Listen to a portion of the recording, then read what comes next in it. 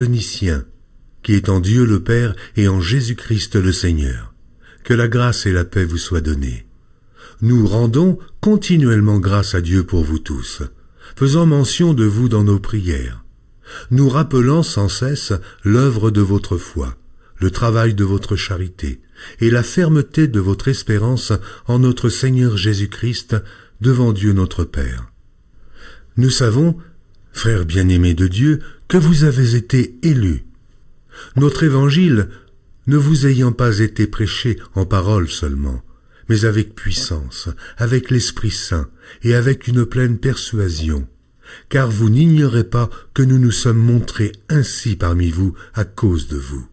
Et vous-même, vous avez été mes imitateurs et ceux du Seigneur, en recevant la parole au milieu de beaucoup de tribulations avec la joie du Saint-Esprit, en sorte que vous êtes devenus un modèle pour tous les croyants de la Macédoine et de l'Achaïe. Non seulement, en effet, la parole du Seigneur a retenti chez vous dans la Macédoine et dans l'Achaïe, mais votre foi en Dieu s'est fait connaître en tout lieu, de telle manière que nous n'avons pas besoin d'en parler. Car on raconte, à notre sujet, quel accès nous avons eu auprès de vous et comment vous vous êtes convertis à Dieu, en abandonnant les idoles pour servir le Dieu vivant et vrai, et pour attendre des cieux son Fils, qu'il a ressuscité des morts, Jésus, qui nous délivre de la colère à venir.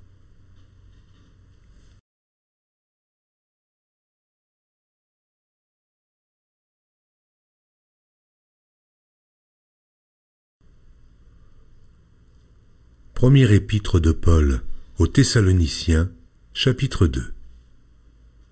Vous savez vous-même, frères, que notre arrivée chez vous n'a pas été sans résultat. Après avoir souffert et reçu des outrages à Philippe, comme vous le savez, nous prîmes de l'assurance en notre Dieu, pour vous annoncer l'évangile de Dieu, au milieu de bien des combats. Car notre prédication ne repose ni sur l'erreur, ni sur des motifs impurs, ni sur la fraude, mais selon que Dieu nous a jugés dignes de nous confier l'évangile. Ainsi, nous parlons non comme pour plaire à des hommes, mais pour plaire à Dieu, qui sonde nos cœurs. Jamais, en effet, nous n'avons usé de paroles flatteuses, comme vous le savez. Jamais nous n'avons eu la cupidité pour mobile. Dieu en est témoin. Nous n'avons point cherché la gloire qui vient des hommes, ni de vous, ni des autres. Nous aurions pu nous produire avec autorité, comme apôtres de Christ. Mais nous avons été pleins de douceur au milieu de vous, de même qu'une nourrice prend un tendre soin de ses enfants. Nous aurions voulu, dans notre vive affection pour vous, non seulement vous donner l'évangile de Dieu, mais encore nos propres vies, tant vous nous étiez devenus chers. Vous vous rappelez, frères, notre travail et notre peine, nuit et jour à l'œuvre, pour n'être à charge à aucun de vous. Nous vous avons prêché l'évangile de Dieu. Vous êtes témoins, et Dieu l'est aussi, que nous avons eu envers vous qui croyez une conduite sainte, juste et irréprochable. Vous savez aussi que nous avons été pour chacun de vous ce qu'un père est pour ses enfants, vous exhortant, vous consolant, vous conjurant de marcher d'une manière digne de Dieu qui vous appelle à son royaume et à sa gloire. C'est pourquoi nous rendons continuellement grâce à Dieu de ce qu'en recevant la parole de Dieu que nous vous avons fait entendre, vous l'avez reçue non comme la parole des hommes, mais ainsi qu'elle l'est véritablement, comme la parole de Dieu qui agit en vous qui croyez. Car vous, frères, vous êtes devenus les imitateurs des églises de Dieu qui sont en Jésus-Christ dans la Judée, parce que vous aussi, vous avez souffert de la part de vos propres compatriotes les mêmes maux qu'elles ont souffert de la part des Juifs. Ce sont ces Juifs qui ont fait mourir le Seigneur Jésus et les prophètes, qui nous ont persécutés, qui ne plaisent point à Dieu et qui sont ennemis de tous les hommes, nous empêchant de parler aux païens pour qu'ils soient sauvés, en sorte qu'ils ne cessent de mettre le comble à leurs péchés. Mais la colère a fini par les atteindre. Pour nous, frères, après avoir été quelque temps séparés de vous de corps, mais non de cœur, nous avons eu d'autant plus ardemment le vif désir de vous voir. Aussi, voulions-nous aller vers vous, du moins moi, Paul, une et même 2 fois, mais Satan nous en a empêchés. Qui est, en effet, notre espérance, ou notre joie, ou notre couronne de gloire? N'est-ce pas vous aussi, devant notre Seigneur Jésus, lors de son avènement? Oui, vous êtes notre gloire et notre joie. Première épître de Paul aux Thessaloniciens, chapitre 3. C'est pourquoi, impatients que nous étions et nous décidant à rester seuls à Athènes, nous envoyâmes Timothée, notre frère, ministre de Dieu dans l'évangile de Christ, pour vous affermir et vous exhorter au sujet de votre foi, afin que personne ne fût ébranlé au milieu des tribulations présentes, car vous savez vous-même que nous sommes destinés à cela. Et lorsque nous étions auprès de vous, nous vous annoncions d'avance que nous serions exposés à des tribulations, comme cela est arrivé et comme vous le savez. Aussi, dans mon impatience, j'envoyai m'informer de votre foi dans la crainte que le tentateur ne vous eût tenté et que nous n'eussions travaillé en vain. Mais Timothée, récemment arrivé ici de chez vous, nous a donné de bonnes nouvelles de votre foi et de votre charité, et nous a dit que vous avez toujours de nous un bon souvenir, désirant nous voir comme nous désirons aussi vous voir. En conséquence, frères, au milieu de toutes nos calamités et de nos tribulations, nous avons été consolés à votre sujet à cause de votre foi. Car maintenant nous vivons, puisque vous demeurez fermes dans le Seigneur. Quelles actions de grâce, en effet, nous pouvons rendre à Dieu à votre sujet, pour toute la joie que nous éprouvons à cause de vous devant notre Dieu. Nuit et jour, nous le prions avec une extrême ardeur de nous permettre de vous voir et de compléter ce qui manque à votre foi. Que Dieu lui-même, notre Père et notre Seigneur Jésus aplanissent notre route pour que nous allions à vous. Que le Seigneur augmente de plus en plus parmi vous et à l'égard de tous cette charité que nous avons nous-mêmes pour vous, afin d'affermir vos cœurs, pour qu'ils soient irréprochables dans la sainteté devant Dieu notre Père, lors de l'avènement de notre Seigneur Jésus avec tous ses saints.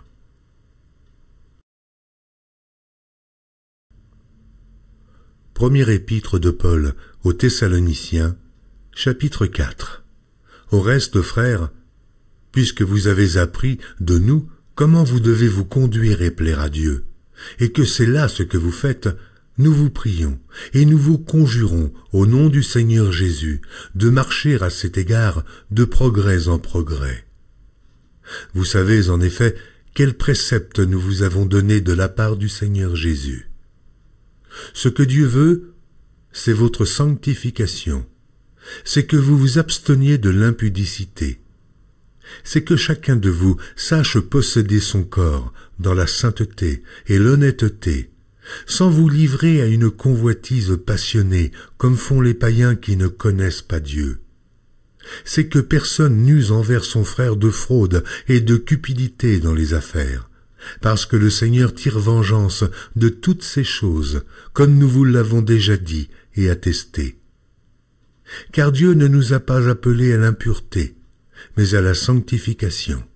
Celui donc qui rejette ses préceptes ne rejette pas un homme, mais Dieu, qui vous a aussi donné son Saint-Esprit. Pour ce qui est de l'amour fraternel, vous n'avez pas besoin qu'on vous en écrive, car vous avez vous-même appris de Dieu à vous aimer les uns les autres. Et c'est aussi ce que vous faites envers tous les frères dans la Macédoine entière. Mais nous vous exhortons, frères, à abonder toujours plus dans cet amour, et à mettre votre honneur à vivre tranquille, à vous occuper de vos propres affaires et à travailler de vos mains, comme nous vous l'avons recommandé, en sorte que vous vous conduisiez honnêtement envers ceux du dehors, et que vous n'ayez besoin de personne. Nous ne voulons pas, frères, que vous soyez dans l'ignorance au sujet de ceux qui dorment, afin que vous ne vous affligiez pas comme les autres qui n'ont point d'espérance. Car si nous croyons que Jésus est mort et qu'il est ressuscité, croyons aussi que Dieu ramènera par Jésus et avec lui ceux qui sont morts. Voici en effet ce que nous vous déclarons d'après la parole du Seigneur. Nous les vivants, Restez pour l'avènement du Seigneur, nous ne devancerons pas ceux qui sont morts. Car le Seigneur lui-même, à un signal donné, à la voix d'un archange et au son de la trompette de Dieu, descendra du ciel, et les morts en Christ ressusciteront premièrement. Ensuite, nous les vivants qui serons restés, nous serons tous ensemble enlevés avec eux sur des nuées à la rencontre du Seigneur dans les airs, et ainsi nous serons toujours avec le Seigneur. Consolez-vous donc les uns les autres par ces paroles. Première épître de Paul aux Thessaloniciens, chapitre 5. Pour ce qui est des temps et des moments, vous n'avez pas besoin, frères, qu'on vous en écrive. Car vous savez bien vous-même que le jour du Seigneur viendra comme un voleur, dans la nuit. Quand les hommes diront « paix et sûreté », alors une ruine soudaine les surprendra, comme les douleurs de l'enfantement surprennent la femme enceinte, et ils n'échapperont point. Mais vous, frères, vous n'êtes pas dans les ténèbres, pour que ce jour vous surprenne comme un voleur. Vous êtes tous des enfants de la lumière et des enfants du jour. Nous ne sommes point de la nuit, ni des ténèbres. Ne dormons donc point comme les autres, mais veillons et soyons sobres. Ceux qui dorment, dorment la nuit, et ceux qui s'enivrent, s'enivrent la nuit. Mais nous qui sommes du jour, soyons sobres, ayant revêtu la cuirasse de la foi et de la charité, et ayant pour casque l'espérance du salut. Car Dieu ne nous a pas destinés à la colère, mais à l'acquisition du salut par notre Seigneur Jésus-Christ, qui est mort pour nous, afin que, soit que nous veillions, soit que nous dormions, nous vivions ensemble avec lui. C'est pourquoi, exhortez-vous réciproquement et édifiez-vous les uns les autres comme en réalité vous le faites. Nous vous prions, frères, d'avoir de la considération pour ceux qui travaillent parmi vous, qui vous dirigent dans le Seigneur et qui vous exhortent. Ayez pour eux beaucoup d'affection à cause de leur œuvre. Soyez en paix entre vous. Nous vous prions aussi, frères. Avertissez ceux qui vivent dans le désordre, consolez ceux qui sont abattus, supportez les faibles, usez de patience envers tous. Prenez garde que personne ne rende à autrui le mal pour le mal, mais poursuivez toujours le bien, soit entre vous, soit envers tous. Soyez toujours joyeux, priez sans cesse. Rendez grâce en toutes choses, car c'est à votre égard la volonté de Dieu en Jésus-Christ. N'éteignez pas l'esprit, ne méprisez pas les prophéties, mais examinez toutes choses, retenez ce qui est bon. Abstenez-vous de toute espèce de mal.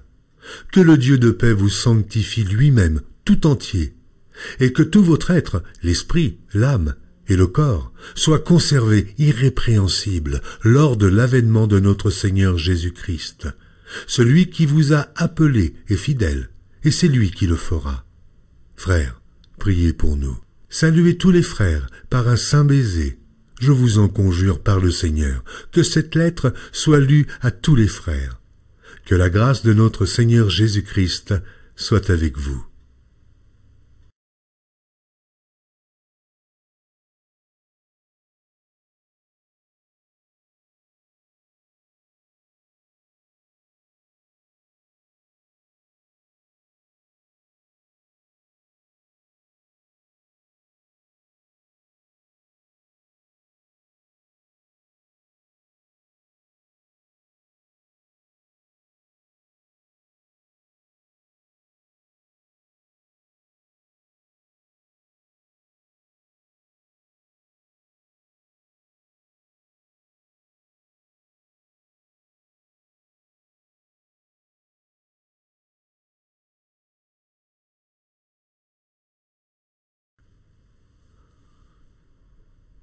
Seconde épître de Paul aux Thessaloniciens, chapitre 1er. Paul et Sylvain et Timothée à l'église des Thessaloniciens, qui est en Dieu notre Père et en Jésus-Christ le Seigneur. Que la grâce et la paix vous soient données de la part de Dieu notre Père et du Seigneur Jésus-Christ. Nous devons à votre sujet, frères, rendre continuellement grâce à Dieu, comme cela est juste, parce que votre foi fait de grands progrès, et que la charité de chacun de vous tous à l'égard des autres augmente de plus en plus. Aussi nous glorifions-nous de vous dans les églises de Dieu, à cause de votre persévérance et de votre foi, au milieu de toutes vos persécutions et des tribulations que vous avez à supporter. C'est une preuve du juste jugement de Dieu, pour que vous soyez jugés dignes du royaume de Dieu pour lequel vous souffrez. Car il est de la justice de Dieu de rendre l'affliction à ceux qui vous affligent, et de vous donner, à vous qui êtes affligés, du repos avec nous, lorsque le Seigneur Jésus apparaîtra du ciel avec les anges de sa puissance, au milieu d'une flamme de feu, pour punir ceux qui ne connaissent pas Dieu et ceux qui n'obéissent pas à l'évangile de notre Seigneur Jésus. Ils auront pour châtiment une ruine éternelle, loin de la face du Seigneur et de la gloire de sa force, lorsqu'il viendra pour être, en ce jour-là, glorifié dans ses saints et admiré dans tous ceux qui auront cru, car notre témoignage auprès de vous a été cru. C'est pourquoi aussi nous prions continuellement pour vous, afin que notre Dieu vous juge digne de la vocation et qu'il accomplisse, par sa puissance, tous les desseins bienveillants de sa volonté et l'œuvre de votre foi, pour que le nom de notre Seigneur Jésus soit glorifié en vous, et que vous soyez glorifiés en lui, selon la grâce de notre Dieu et du Seigneur Jésus-Christ. Seconde épître de Paul aux Thessaloniciens, chapitre 2.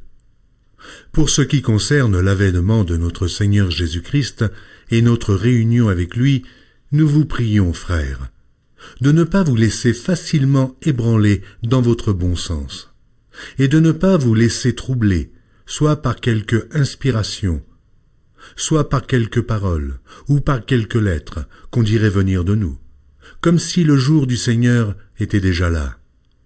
Que personne ne vous séduise d'aucune manière, car il faut que l'apostasie soit arrivée auparavant, et qu'on ait vu paraître l'homme du péché, le fils de la perdition, l'adversaire qui s'élève au-dessus de tout ce qu'on appelle Dieu ou de tout ce qu'on adore, jusqu'à s'asseoir dans le temple de Dieu, se proclamant lui-même Dieu. Ne vous souvenez-vous pas que je vous disais ces choses lorsque j'étais encore chez vous? Et maintenant, vous savez ce qui le retient, afin qu'il ne paraisse qu'en son temps. Car le mystère de l'iniquité agit déjà. Il faut seulement que celui qui le retient encore ait disparu. Et alors paraîtra l'impie, que le Seigneur Jésus détruira par le souffle de sa bouche, et qu'il anéantira par l'éclat de son avènement. L'apparition de cet impie se fera par la puissance de Satan, avec toutes sortes de miracles, de signes et de prodiges mensongers, et avec toutes les séductions de l'iniquité pour ceux qui périssent parce qu'ils n'ont pas reçu l'amour de la vérité pour être sauvés. Aussi Dieu leur envoie une puissance d'égarement pour qu'ils croient au mensonge, afin que tous ceux qui n'ont pas cru à la vérité, mais qui ont pris plaisir à l'injustice, soient condamnés. Pour nous, frères bien-aimés du Seigneur, nous devons à votre sujet rendre continuellement grâce à Dieu, parce que Dieu vous a choisi dès le commencement pour le salut, par la sanctification de l'Esprit et par la foi en la vérité. C'est à quoi il vous a appelé par notre évangile, pour que vous possédiez la gloire de notre Seigneur Jésus-Christ.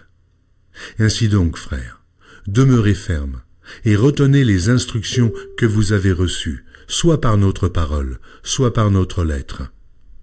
Que notre Seigneur Jésus-Christ lui-même, et Dieu notre Père, qui nous a aimés et qui nous a donné par sa grâce une consolation éternelle et une bonne espérance, console vos cœurs et vous affermisse en toute bonne œuvre et en toute bonne parole. Seconde épître de Paul aux Thessaloniciens, chapitre 3.